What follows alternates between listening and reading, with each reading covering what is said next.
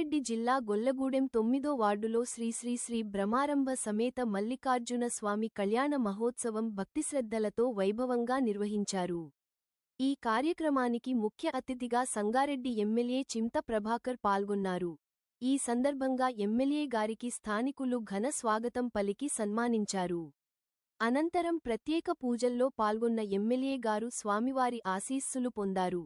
ఈ సందర్భంగా ఎమ్మెల్యే చింత ప్రభాకర్ మాట్లాడుతూ, స్వామివారి కళ్యాణ మహోత్సవంలో పాల్గొనడం ఎంతో ఆనందంగా ఉందన్నారు.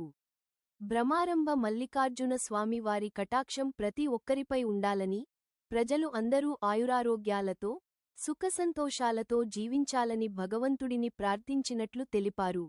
కళ్యాణ మహోత్సవంలో డాక్టర్ శ్రీహరి, పట్టణ అధ్యక్షుడు ఆర్ వెంకటేశ్వర్లు, నాయకులు వేణుగోపాలస్వామి, కౌన్సిలర్ లాడే మల్లేశం, 9వ ward BRS party in-charge Lade Balu, Kuruma సంఘం పట్టణ అధ్యక్షుడు కర్కం మల్లేశం, కౌన్సిలర్ కర్కం శ్రీశైలం పెద్ద ఎత్తున మహిళలు, యువకులు పాల్గొన్నారు.